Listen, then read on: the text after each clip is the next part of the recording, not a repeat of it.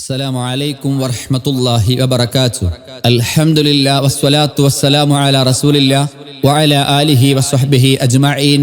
അമ്മാ ബഅദ്. സ്നേഹസമ്പന്നരായ സഹോദരങ്ങളെ, സഹോദരിമാരെ, ജീവിതയാത്രയിലുടനീളം കഴിവിന്റെ പരമാവധി അള്ളാഹുവിന്റെ കൽപ്പനകൾ അനുസരിച്ച് ജീവിതം ക്രമീകരിക്കണമേ എന്ന് സ്വന്തത്തെ മറക്കാതെ ഉണർത്തുകയാണ്, വസിയ്യത്ത് ചെയ്യുകയാണ്. വിശുദ്ധ ഖുർആനിന്റെ 2-ാം അധ്യായം സൂറത്തുൽ ബഖറയുടെ 1-2 വചനങ്ങളിൽ അലിഫ് ലാം മീം ദാലികൽ കിതാബു ലാ റൈബ ഫീഹി ഹുദൽ ലിൽ മുത്തഖീൻ, ഇതാകുന്നു ഗ്രന്ഥം, അതിൽ സംശയമില്ല, സൂക്ഷ്മത പാലിക്കുന്നവർക്ക് നേർവഴി കാണിക്കുന്നതത്രേ അത് എന്ന കാര്യം നമ്മെ ഉണർത്തുന്നു. ആകാശത്തിന് ചുവട്ടിൽ അപാകതകളില്ലാതെ മനുഷ്യ സഞ്ചയത്തിന് വഴികാട്ടാനായി ജ്വലിച്ചു നിൽക്കുന്ന വിശുദ്ധ ഖുർആൻ, അതിനു സമാനമായ ഒരു മാർഗരേഖ ഇന്നലകളിൽ ഉദയം ചെയ്തിട്ടില്ല, ഭാവിയിൽ കടന്നു വരികയുമില്ല. പ്രിയപ്പെട്ട മാതാപിതാക്കൾക്ക് ഖുർആൻ ഒരു നിധിയാണ്. വളരുന്ന മക്കൾക്ക് കാവലും കരുത്തും സുരക്ഷയുമാണ് വിശുദ്ധ ഖുർആൻ. പ്രപഞ്ചനാഥൻ സംരക്ഷണം ഏറ്റെടുത്ത വിശുദ്ധ ഖുർആൻ തികവുറ്റ തെളിവുകളുള്ളത് അള്ളാഹുവിനു മാത്രമാണ് എന്ന കാര്യം നമ്മെ ബോധ്യപ്പെടുത്തുന്നുണ്ട്. ഖുർആനിൽ അപാകതകൾ കടന്നു വരികയില്ല. ലാ യഅതീഹിൽ ബാതിലു മിൻ ബൈനി യദൈഹി വലാ മിൻ ഖൽഫിഹി, ഈ വിശുദ്ധ ഗ്രന്ഥത്തിൽ അസത്യം വന്നു ചേരുകയില്ല. മുന്നിൽ നിന്നോ പിന്നിൽ നിന്നോ അത് സാധ്യമല്ല.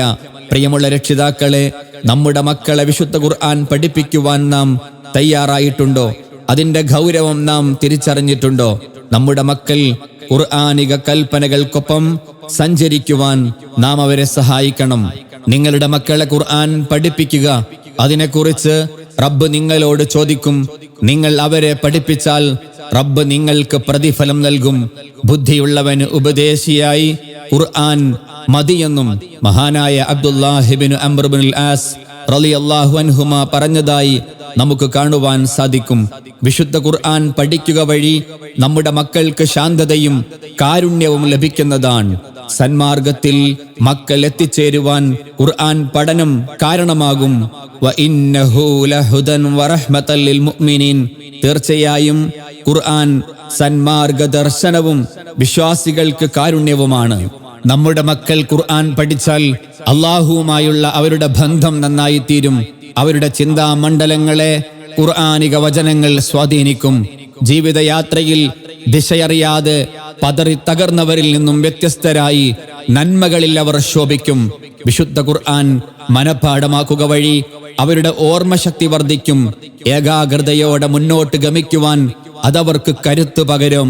ഖുർആനിക അന്തരീക്ഷത്തിൽ കഴിഞ്ഞുകൂടുമ്പോൾ അവരുടെ ഭാഷാശുദ്ധി ശക്തിപ്പെടും. ഖുർആൻ പഠിക്കുമ്പോൾ അവർ ഗോളങ്ങളെക്കുറിച്ചും പ്രകൃതിയെപ്പറ്റിയും മുൻകാല സമൂഹങ്ങളെപ്പറ്റിയുമെല്ലാം ചിന്തിക്കും. അതുവഴി അവരുടെ ചിന്തയുടെ ചക്രവാളം വികസിക്കുവാൻ അത് കാരണമാകും. അതിലപ്പുറം ശാന്തിയും സമാധാനവും അവരുടെ ഹൃദയ തടങ്ങളിൽ പെയ്തിറങ്ങും.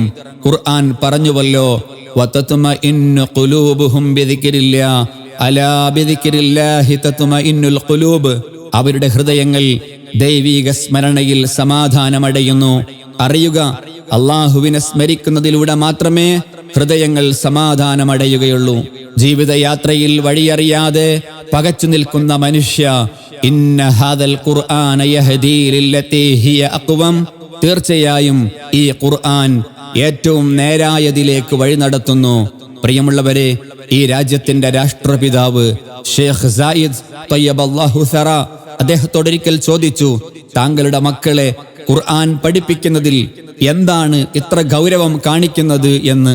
അതിനദ്ദേഹം ഇപ്രകാരം മറുപടി പറഞ്ഞു, മനുഷ്യരെ പടച്ച സ്രഷ്ടാവിന് അറിയാം അവന് എന്താണ് വേണ്ടത് എന്ന്.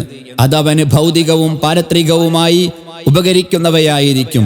നോക്കൂ, എത്ര ചിന്തോദ്ദീപകവും യുക്തിഭദ്രവുമായ മറുപടി. ഖുർആൻ പഠനത്തിന് നമ്മുടെ മക്കളെ നാം അംഗീകൃത സ്ഥാപനങ്ങളിൽ മാത്രം ചേർക്കുകയും പഠിപ്പിക്കുകയും ചെയ്യുക. തെറ്റായ വ്യാഖ്യാനങ്ങളും വിശദീകരണങ്ങളും കൊടുക്കുന്ന ഓൺലൈൻ ക്ലാസുകളും മറ്റും നാം സൂക്ഷിക്കുക.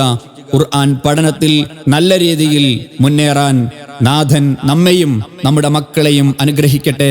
വആഖിറു ദഅവാന അനിൽ ഹംദുലില്ലാഹി റബ്ബിൽ ആലമീൻ.